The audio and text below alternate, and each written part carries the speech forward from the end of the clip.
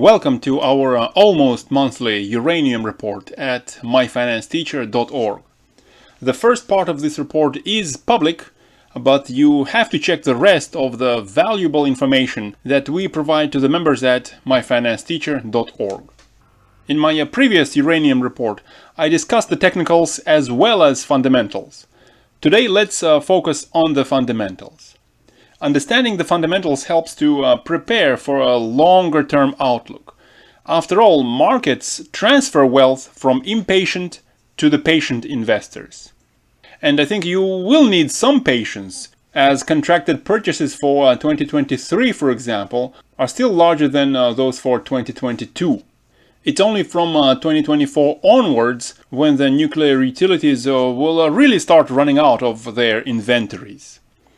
Patience will be rewarded, however, as production has declined all the way back from 2011-2012 from that Fukushima disaster, especially and more importantly looking at these percentages where supply dropped significantly as a percentage of global demand.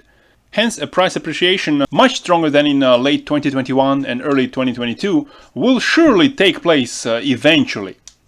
Since 2016, inventories held by nuclear utilities have decreased, while uranium price has increased during the same time from around $20 to about $50 or sometimes higher. And that's actually without a significant buying spree by those utilities. So you just wait till utilities really press on with that long-term contracting. The smart money is getting interested in the uranium sector, and as the members at myfinancesteacher.org know, we've been accumulating for a while. In a recent uranium report by Bank of America, by the way, my report is much better than theirs, so make sure you join us at myfinancesteacher.org. So Bank of America reported that one key commodity beneficiary this year is uranium.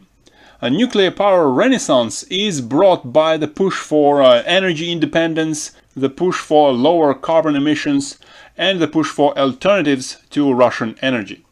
That's basically the essentials of that report. Moving on to another positive development is a bipartisan support that nuclear power is receiving. Democrats historically opposed nuclear power. Now they support it, including the pro-nuclear Secretary of Energy from Biden administration, Jennifer Granholm. And even Gavin Newsom in California is coming around, as California recently extended plant life of Diablo Canyon all the way to 2030. And even the recent Inflation Reduction Act supports nuclear power as well, via the clean energy tax credits. It would also provide the confidence that utilities need to enter into those long-term contracts. So perhaps that buying spree by power generators is just around the corner. At the recent uranium conference, the head of nuclear at WMC Energy said the following: "If I tried to find 1 million pounds in one day, I probably wouldn't. And if I did, it would cause a $5 price jump." That just shows you how tight the uranium market is already. And with the prices nearly doubling over the last, say, couple of years, imagine what happens when that long-term contracting cycle really takes place. The head of nuclear at WMC Energy also said that nuclear utilities will rebuild inventories again. But unlike last inventory buildup in 2005, this time there will be no new supplies coming, as it did from Kazakhstan back in 2005. There'll be no new supply from megatons to megawatts. That was the program that transferred nuclear weapons into new supply. And this time we see that enrichers are already switching from underfeeding to overfeeding, which reduces the supply even further.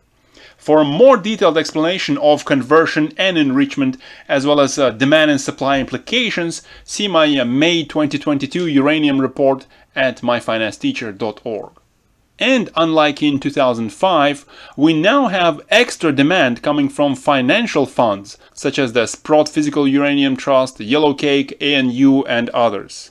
More on these in the second part of this report, coming up in a couple of days at myfinancesteacher.org.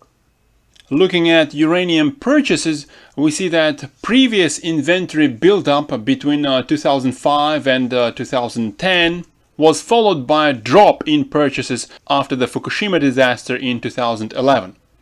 By then, utilities were already full of inventories. Japanese utilities even sold some of their inventories, so uranium prices dropped. That's the yellow line on your screen.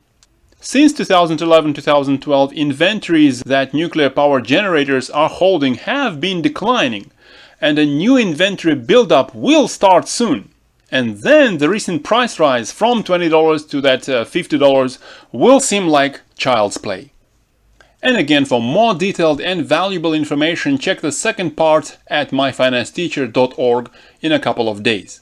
Beyond that, remember that we produce these reports nearly every month. The membership fee for the first month is only $5 and it's $10 per month after that, so it's basically nothing in the current inflationary environment. Have a nice day. Bye-bye.